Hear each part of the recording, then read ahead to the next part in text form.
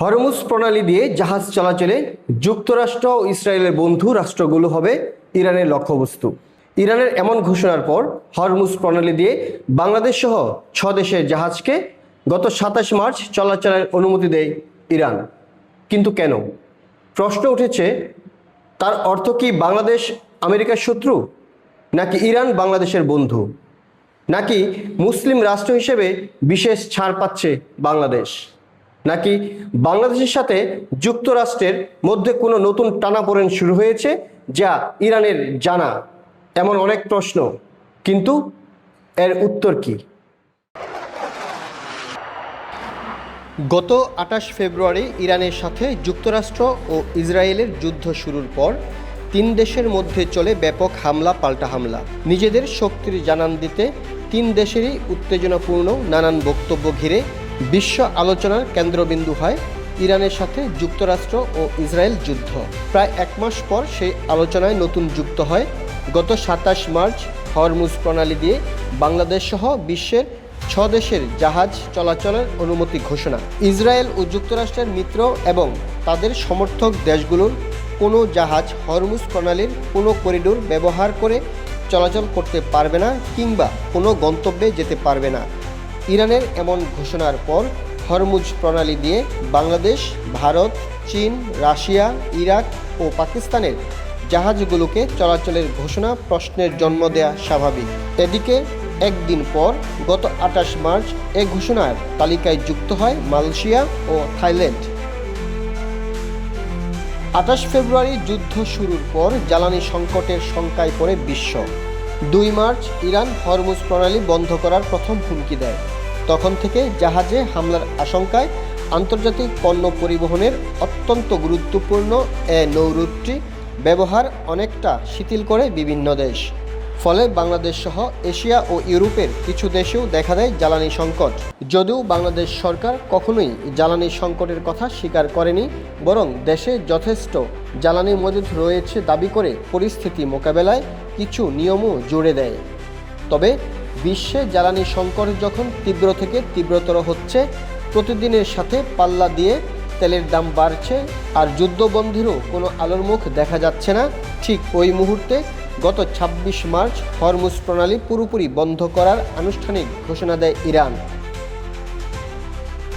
যুদ্ধ শুরুর পর গত 3 মার্চ থেকে 28 মার্চ পর্যন্ত 25 দিনে বাংলাদেশে জ্বালানি নিয়ে মোট 30টি জাহাজ ভিড়েছে।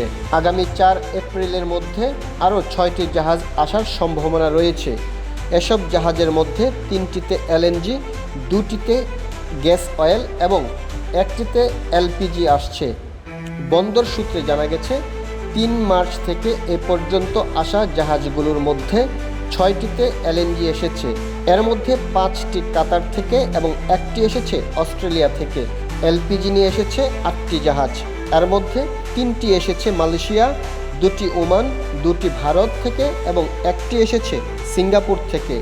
বাকি 16টি জাহাজের মধ্যে 5টিতে গ্যাস অয়েল আনা হয়েছে, যার মধ্যে 2টি সিঙ্গাপুর, 2টি মালয়েশিয়া এবং 1টি ভারত থেকে এসেছে। আরও 4টি জাহাজে হাই সালফার ফুয়েল এসেছে, যার সবগুলোই সিঙ্গাপুর থেকে আমদানি করা। বন্দরে আসা জাহাজের মধ্যে 27টি ইতিমধ্যে জ্বালানি খালাস করে ফিরেও গেছে। বর্তমানে 2টি জাহাজ থেকে খালাস কার্যক্রম চলছে। এই কথা তো এক বাক্যে বলা যায় যে শুধুমাত্র ইসলামী দেশ হওয়াতে ইরান বাংলাদেশকে হরমুজ প্রণালী ব্যবহারের অনুমতি দেয়নি। কারণ যুক্তরাষ্ট্রের সাথে বাংলাদেশের সম্পর্ক খারাপ তা কিন্তু নয়। ইরানের সাথে বাংলাদেশের যেমন বন্ধুসুলভ সম্পর্ক, ঠিক যুক্তরাষ্ট্রের সাথেও একই রকম সম্পর্ক। আবার ভারত, চীন বা রাশিয়ার সাথেও বাংলাদেশ ও যুক্তরাষ্ট্রের সম্পর্ক বন্ধুসুলভ। তাহলে কেন এ সুযোগ? অনেকের মতে হরমুজ প্রণালী ব্যবহারের অনুমতি দেয়াটা মূলত ভূ রাজনীতি, অর্থনীতি এবং জ্বালানি নিরাপত্তার সাথে সম্পর্কিত একটি কৌশলগত সিদ্ধান্ত। কারণ সকল দেশ নিজের স্বার্থেই সবশেষ সিদ্ধান্তটা নিয়ে থাকে। আরও সহজ করে বলতে গেলে ইরান তাদের অর্থনৈতিক উন্নয়নের স্বার্থে বাংলাদেশকে বা অনুমতি পাওয়া দেশগুলোকে অনুমতি দিয়ে থাকতে পারে। যেমন হরমুজ প্রণালী বিশ্বে সবচেয়ে গুরুত্বপূর্ণ তেল ও গ্যাস পরিবহন পথগুলোর একটি। বাংলাদেশ সহ যেসব দেশ জ্বালানি আমদানির উপর নির্ভরশীল তাদের জন্য এই পথ খোলা রাখা ইরানের নিজেদের অর্থনৈতিক স্বার্থের সাথেও যুক্ত। এতে উভয় দেশগুলোর সাথে তেল গ্যাস বাণিজ্য সচল থাকে।